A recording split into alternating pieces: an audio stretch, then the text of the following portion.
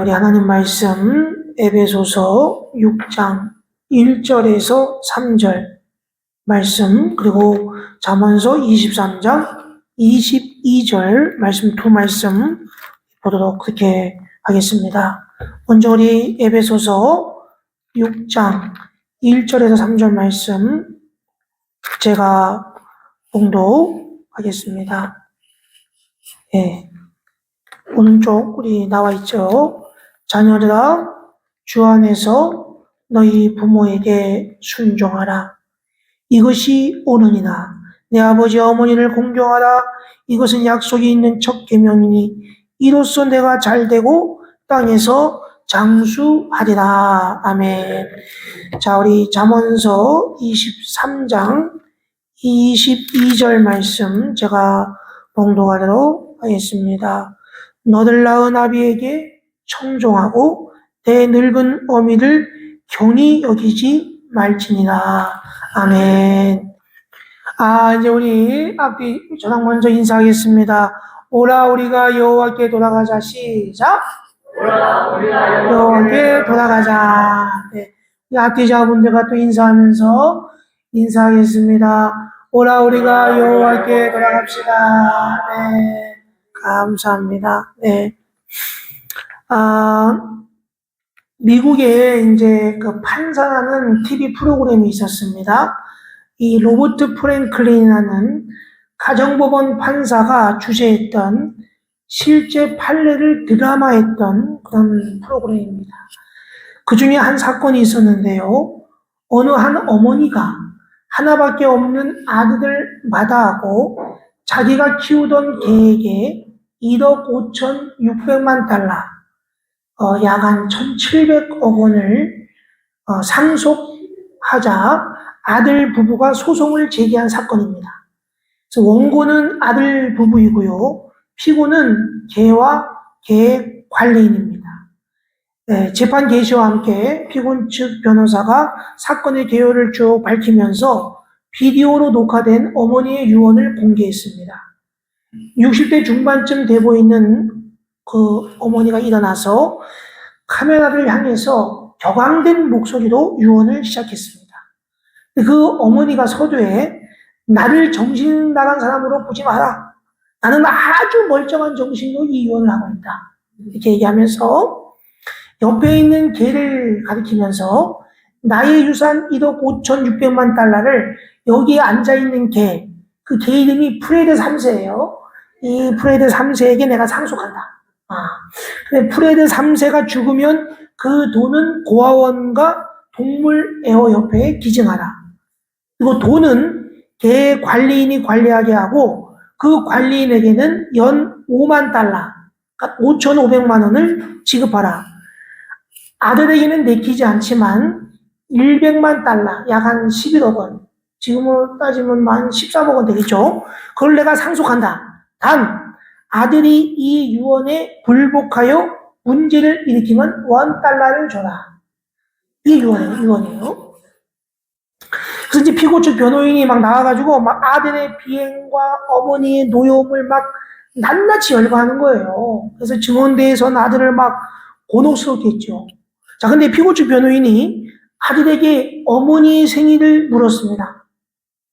그러니까 아들이 가을이던가 아니라 겨울이었던 것 같아. 이게 막 얼버무렸어요. 근데 대기석에 있던 며느리가 10월 26일이에요. 그랬더니 변호인이 아닙니다. 1월 28일입니다. 그러니까 며느리가 그렇게 제가 말하려고 했어요. 이게 능청을 떨었습니다. 재판이 진행되는 동안에 아들 부부의 이 부조가 드러나게 됐죠. 그래서 이 프랭클린 판사가 결국은 이렇게 얘기를 합니다. 아들은 고인의 유언에 따라 1달러만 상속받는다. 괴 관리인은 개가 살아있는 동안 연봉 5만 달러가 지급받고 개가 죽으면 남은 돈은 고아원과 동물 애호협회에 증여하라. 이렇게 됐다는 거야. 어머니가 유언한 대로 판결했습니다. 네. 어머니를 살피지 않은 그 아들에게 유산의 혜택은 너무나도 먼 것이었죠. 또 이런 얘기가 있어요. 늙으신 아버지가 손이 떨리고 혼자 밥을 먹을 수가 없어가지고 이제 자식과 함께 살게 되었어요. 그래서 큰 식탁에서 가족이 함께 식사를 하는데 문제는 아버지의 손이 계속 덜덜덜 떠는 거야. 떠니까 음식을 줄줄 흘리면서 식사를 하는 것이었습니다. 그래서 아버지에게 다른 상을 차려서 식사를 하게 했습니다. 그런데 다른 문제가 또 생긴 거예요. 아버지의 손이 떨리니까 그릇을 들고 식사를 하다가 또 매번 그릇을 깨트리는 거야. 떨어뜨려가지고. 그러니까 화가 난 며느리가 막 열받는 것이. 그래서 안 깨지는 그릇이 없는가 이렇게 보다가 나무 그릇 하나를 발견하고 그 나무 그릇에 음식을 담아서 아버지께 드렸습니다. 그 그릇은 고양이 밥그릇이었습니다. 어느 날 아들 레이가 외출했다가 돌아오니까 5살 된 아들이 나무로 된 고양이 밥그릇 안쪽을 연신 파내고 있었습니다. 아우, 아버지는 그냥 우리 아들이 고양이를 너무나 사랑해서 먹이를 많이 주려고 그런가 하여 기특한 마음에 아유, 아들 지금 뭐 하고 있어요? 이렇게 물어봤다는 거야. 그러니까 그 아들이 하는 말이 나중에 이 고양이 밥그릇에 아빠 식사를 담아 드리려고요. 이렇게 얘기했다는 거야. 제가 고양이를 안 키우잖아요. 고려장에 쓰고 버린 지게를 아들이 도로 메고 오며 나중에 또 써야 한다고 말한 우리나라의 옛 이야기와 비슷한 것입니다. 효도는 사실은 부모를 위한 것이지만 자신의 미래를 위한 행위이기도 됨을 여러분 잊지 말아야 됩니다. 그래서 우리나라는 이 효를 백행의 근본이다, 인류의 근본이다 이렇게 여기면서 어른들을 공경해 왔죠. 근데 요즘 어떻습니까? 요즘은 너무나 심한 일들이 많아요. 문자를 보낸다고 꾸지람을 한 아버지를 술 마신 뒤 살해한 아들 이야기. 부모가 용돈을 주지 않고 자신의 여자친구에게 심하게 대하는 것에 불만을 품고 잠자고 있던 부모를 둔기로 내리친 이야기. 여러 막 일들이 해마다 뉴스에 나오고 있어요. 성경은 내 부모를 공경하라. 그리하면 내 하나님 여호와께서 내가 준 땅에서 내 생명이 길리라. 이렇게 말씀하고 있습니다. 오늘 여러분들 읽은 본 말씀 잠언서 23장 22절 말씀을 한번 보세요. 거기에 뭐라고 되어 있습니까? 너를 낳은 아비에게 청종하고 내 늙은 어미를 경히 여기지 말라 이렇게 말합니다. 이 얘기는 무슨 말이냐면 우리가 아버지의 말을 잘 안 듣는다는 거예요. 부모님 말 중에 아버지 말은 잘 안 들어요. 그러면 어머니는 경히 여겨요. 무시해요. 이게 우리의 기본적인 습성이라는 겁니다. 다른 성경 말씀을 보면 오늘 제가 다 적어놨는데요. 신명기 21장에 여러분들 나와 있어요. 오른쪽에 보시면 여기 보면 신명기 21장에 뭐라고 되어 있냐면 사람에게 완악하고 폐역한 아들이 있어 그의 아버지의 말이나 그의 어머니의 말을 순종하지 아니하고 부모가 징계하여도 순종하지 아니하거든. 자, 신명기에 보면 이 모세가 마지막 유언을 했는데 여기는 구체적으로 기록되어 있어요. 이게 뭐라고 되어 있냐면 완악하고 폐역한 아들이 있는데 아버지의 말도 듣지 않고 어머니 말도 듣지 않아. 그리고 부모가 징계해도 그 말을 순종하지 않아. 그러면 그의 부모가 그를 끌고 성문에 이르러서 그 성읍 장로들에게 나아가서 그 성읍 장로들에게 뭐라고 말하냐? 이 자식은 완악하고 폐역하여 우리 말을 듣지 아니하고 두 번째 방탕하여 술에 잠긴 놈이다. 이렇게 하면 그 성읍의 모든 사람들이 그를 돌로 쳐 죽일지니 왜 죽이느냐? 여기 성경에 나와 있어요. 21절에 이같이 내가 너희 중에서 먹을 제하라 악을 제하라. 그리하면 온 이스라엘이 듣고 두려워한다. 그러니까 부모를 공경하지 않는 이것이 사실은 전염병과 같다는 거예요. 이게 악이라는 거예요. 진짜 무서운 얘기입니다. 또 출애굽기에 보면 21장 15절과 17절 말씀 제가 적어놨는데요. 자기 아버지나 어머니를 치는 자는 반드시 죽일지니라. 17절 말씀에 자기 아버지나 어머니를 저주하는 자는 반드시 죽일지니라 이렇게 되어 있습니다. 사랑하는 관용교회 성도 여러분, 오늘은 어버이 주일이죠. 우리가 어버이날을 맞이해서 여러분들 부모님께 카네이션 꽃을 달아드리는지 모릅니다. 근데 중요한 것은 뭐냐면 카네이션 꽃을 달아드리는 것이 중요한 것이 아니라 부모님께 감사하는 마음, 이 마음이 있냐, 이게 너무너무 중요해요. 성경에 나오는 많은 인물들이 있는데 부모님을 공경한 사람과 그렇지 못한 사람 누가 있을까 한번 생각해 봤어요. 저는 이 노아라는 인물을 한번 생각했는데요. 그러면 노아 하면 뭐가 생각나죠? 노아의 방주가 생각나죠. 맞죠? 노아의 방주가 뭐예요? 배죠, 배. 큰 배. 근데 오늘 성경 말씀에는 뭐라고 되어 있냐면 창세기에 노아는 의인이요. 당대의 완전한 자요. 하나님과 동행하는 사람이었다. 그 노아는 진짜 대단한 사람이에요. 응? 그 죄악이 관영한, 죄악이 가득한 세상에서 노아는 의인이고 완전한 자고 하나님과 동행하는 사람이었어요. 그래서 하나님이 노아의 가족을 선택해서 배를 만들게 했죠. 왜? 하나님이 비를 내려서 노아의 가족을 제외한 모든 사람들 다 없애버려야 되겠다고 마음먹었기 때문입니다. 40일 동안 비가 쉬지 않고 내렸습니다. 그리고 노아의 방주 안에 있는 사람들만이 살아남았죠. 노아가 탄 배는 홍수 가운데서 노아의 가족을 구원한 배죠. 이제 비가 그치고 땅이 마르기 시작합니다. 그러다가 배가 아라랏산에 멈췄어요. 그리고 물이 점점 내려가서 없어지고 땅이 마르기 시작했습니다. 그리고 노아는 제일 먼저 여호와 하나님께 단을 쌓았죠. 하나님께 예배했습니다. 하나님은 그 예배를 기뻐 받아주시고 마음속으로 다시는 땅을 멸하지 아니하겠다고 마음먹으셨어요. 자, 이렇게 하나님의 사랑을 받았던 노아에게는 세 아들이 있었는데 세 아들의 이름이 셈, 함, 야벳이었습니다. 이제 노아가 비가 그친 마른 땅에서 농사를 짓기 시작해요. 포도나무를 심습니다. 그리고 포도나무 열매로 술을 만들죠. 이게 포도주예요. 어느 날 노아가 자신이 만든 포도주를 마시고 그만 술에 취하고 말았습니다.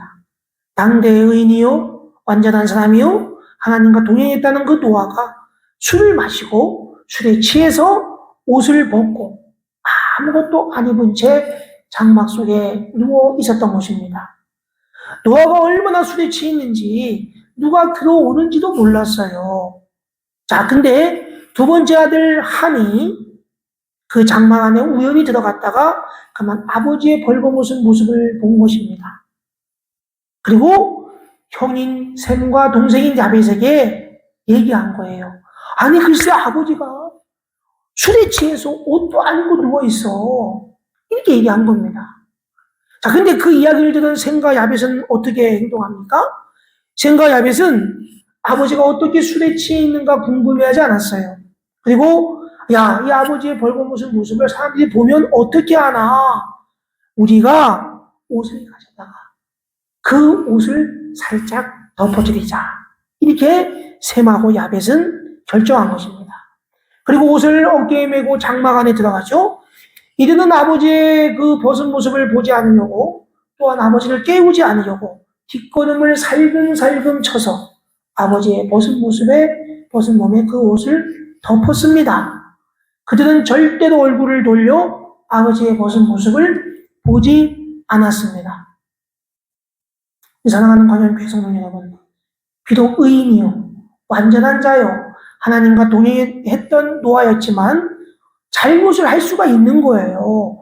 그런데 셈과 야벳은 아버지의 벗은 몸을 보지 않고 그 몸에 옷을 덮어드려서 아버지의 부끄러운 모습을 가려줬어요. 아버지의 잘못을 덮어주었어요. 수치를 가려주었습니다. 그런데 이 둘째 아들인 함은 아버지의 벗은 모습을 보고 그 얘기를 형제들에게 했어요. 그리고 또 자기 가족들한테 했던 것입니다. 오늘 출애굽기 21장에 보면 자기 아버지나 어머니를 저주하는 자는 반드시 죽일지니라 이렇게 있어요. 아버지의 수치와 부끄러움을 자기 가족들에게 한 거예요. 야, 우리 아버지 노아 뭐 당대의 의인이요 완전한 자요 하나님과 동행을 했던 우리를 구원했던 그 노아가 이제 술에 취했어. 옷을 벗고 누워 있었어. 아유, 세상에. 이 노아가 세상에 그런 사람이야. 어? 하나님도 봐야 저게요. 노아가 그렇게 했는데 이러면서 막 얘기를 한 거예요. 우리 사랑하는 성도 여러분, 누가 아버지를 공경한 사람입니까? 셈과 야벳입니까? 함입니까? 그렇습니다. 셈과 야벳이 아버지를 공경하고 존중한 사람이에요. 아버지의 부끄러움을 말하지 않고 그 잘못을 덮어주는 것, 이것이 바로 부모님을 사랑하는 사람의 참된 모습인 것입니다. 자, 술에 취해서 정신없이 자고 있던 노아가 술이 깨어서 일어났어요. 그리고 둘째 아들인 함이 자기에게 한 일을 알게 되었습니다. 그리고 함한테 저주한 것이 아니라 함의 아들인 가나안에게 저주한 거예요. 뭐라고 저주했냐면 가나안은 저주를 받을 것이다. 가장 천한 종이 되어서 저의 형제들을 섬길 것이다. 그리고 셈의 주 하나님은 찬양을 받으실 분이다. 셈은 가나안을 종으로 부릴 것이다. 하나님의 야벳을 크게 일으켜서 셈의 장막에서 살게 하시고 가나안을 종으로 삼아서 셈을 섬기게 할 것이다. 여러분, 이 셈족이 지금 이스라엘이고 가나안 땅에 살고 있는 사람이 가나안 족속이에요. 이렇게 아버지의 부끄럽고 수치스러운 모습을 말했던 함은 평생을 저주를 받으면서 살았습니다. 아니, 그 자손이 대대로 저주를 받으며 천한 종이 되어서 살았던 거예요. 그래서 지금 여러분들 이 가나안을 거꾸로 얘기해서 안나가 성도잖아요. 그래갖고 가나안 성도라는 말도 쓰여지고 있는 거예요. 하지만 아버지의 부끄러움을 모습을 말하지 않고 아버지의 그 모습을 보지 않고 감춘 이 셈과 야벳은 복을 받았던 것입니다. 그 자손이 대대로 축복을 받은 것이에요. 이 한순간의 행동으로 그 자손들의 운명이 바뀐 것입니다. 함의 아들인 가나안은 가장 천한 사람이 되어서 저희 형제들을 섬기는 사람들이 되었죠. 에베소 1장 6장 1절부터 3절까지 말씀을 한번 보겠습니다. 우리 다 같이 한번 읽어보겠습니다. 6장 1절부터 3절입니다. 주보 오른쪽에 나와 있죠. 시작. 자녀들아 주 안에서 너희 부모에게 순종하라. 이것이 내 아버지와 어머니를 존중하라. 이것은 약속이 있는 첫 계명이니 이로써 내가 잘되고 땅에서 장수하리라. 아멘. 오늘 특별히 우리 청년들 하고 우리 가이드 성함한 특별히 6장 1절부터 3절까지 읽도록 하겠습니다. 신우, 지수, 소리, 그리고 가엘, 성한 5명만 요 6장 1절부터 3절까지 말씀을 읽도록 하겠습니다. 부끄러워하지 말고, 네, 신우 마이크 붙잡고 읽어요. 자, 시작! 자녀들아 주 안에서 너희 부모에게 순종하라. 이것이 오늘이라. 내 아버지와 어머니를 공경하라. 이것은 약속이 있는 첫 계명이라. 이로써 내가 잘되고 땅에서 장수하리라. 아멘. 아멘. 아멘. 네, 그렇습니다. 주 안에서 부모에게 순종하라고 성경은 분명히 말하고 있습니다. 부모에게 순종한 사람은 잘되고 땅에서 오래 산다고 약속했어요. 그래서 노아의 세 아들 중에서 첫째인 셈과 셋째인 야벳은 부모에게 순종해서 복을 받았지만 둘째인 함은 부모에게 순종하지 않아서 평생 저주를 받은 사람이 되고 말았다는 것입니다. 요즘 우리나라도 이제 초고령 사회로 들어가고 있는 것입니다. 우리나라가 2017년도에 전체 인구 중 65세 인구 비중이 14%를 넘어섰어요. 그래서 이제 고령사회 진입이 확정되었고 2024년도에는 19.91%를 기록했습니다. 그래서 20% 이상이면 이제 초고령 사회죠. 그래서 우리나라도 이제 올해 초고령 사회로 진입을 했습니다. 출산은 줄고 수명은 계속 들어가고 있는 상황이기 때문에 이 초고령 사회에 들어갔던 거예요. 자, 그러면 현대화된 시스템, 또 사고방식이 발전하고 있지만 또 사람에 대한 인식이 변한다고 하지만 우리는 초고령 사회를 앞둔 이 사회에서 우리는 부모님을 잘 공경해야 됩니다. 네. 우리는 그리스도인으로서, 믿는 사람으로서 또 성령의 교훈을 따라서 부모님들과 노인들을 공경해야 되는 줄 믿습니다. 우리는 그리스도인으로서 날마다 하나님 아버지 이름을 불러요. 아버지, 하나님 아버지 이렇게 불러요. 근데 하나님 아버지의 뜻에 순종하고 충성하죠.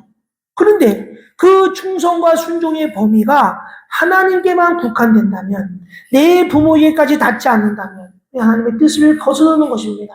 누가 이런 말을 했어요. 네가 보이는 부모님을 공경하지 않으면서 보이지 않는 하나님을 어떻게 공경할 수 있느냐 이거예요. 네가 보이는 부모님을 말씀에 순종하지 않으면서 네가 어떻게 보이지 않는 하나님의 말씀에 순종하냐고 분명히 말씀하고 있는 것입니다. 우리는 부모님뿐만 아니라 어른을 공경해야 돼요. 하나님의 말씀을 근거해서 효전 인간의 그 관계를 명하신 하나님의 말씀을 근거해서 어른들을 공경해야 됩니다. 특별히 교회의 어른들은 나의 아버지요 나의 어머니입니다. 성경이 말씀하는 부모 공경은 그냥 윤리적이고 도덕적인 그냥 단순한 효도가 아닙니다. 내 부모를 공경하라 이 말씀은 부모를 섬기는 그 윤리적인 공경, 도덕적인 공경 그 이상의 의미를 포함하고 있는 거예요. 조선시대에 어느 임금님이 서울을 떠나서 개성을 방문하게 되었습니다. 자, 개성에 오랫동안 병석에 누워있는 그 연로하신 어머니를 모시고 사는 사람이 있었는데 이 어머니가 아들에게 얘기한 거예요. 내가 이 나라의 백성으로서 임금님의 용안을 한 번도 뵙지를 못했는데 내가 죽기 전에 임금님의 용안을 멀리서라도 뵙고 죽었으면 소원이 없겠다. 이렇게 어머니가 얘기한 거예요. 그래서 아들은 임금님이 오시는 그날을 기다렸다가 50리길을 어머니를 업고 가서 임금님의 얼굴을 보게 해드렸습니다. 근데 이 소식이 임금님에게 들려졌어요. 그래서 임금님은 그 효자 아들을 불러가지고 자초지정을 다 듣고 야 너는 참 효자구나. 그러면 상으로 금 100냥과 쌀 한 석을 주었다고 합니다. 자, 근데 이 소식을 누가 들었죠? 다른 부효자가 원치도 않는 어머니를 업고 나가서 똑같이 한 거야. 어머니는 굳이 안 해도 되는데 그 어머니를 똑같이 업고 막 가가지고 한 거예요. 근데 임금님은 그 효자에게도 그 효자가 아니죠. 그 부효자에게도 똑같이 상을 내렸습니다. 그러자 신하들이 와가지고 임금님 그 사람의 의도는 이런 것입니다. 그 사람은 일부러 그렇게 한 것입니다. 막 그랬어요. 근데 임금님이 한마디를 했습니다. 뭐라고 얘기하냐면 효도는 흉내만 내어도 좋은 것이니 상을 주어라.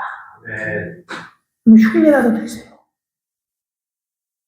근데 그 사람이 그 얘기를 듣고 진짜 효자가 되었다는 소문이 있는 것입니다. 그렇습니다. 효도는 어쩌면 흉내를 내는 것도 쉽지 않을 만큼 어려운 것인지도 모릅니다. 말씀을 정리하겠습니다.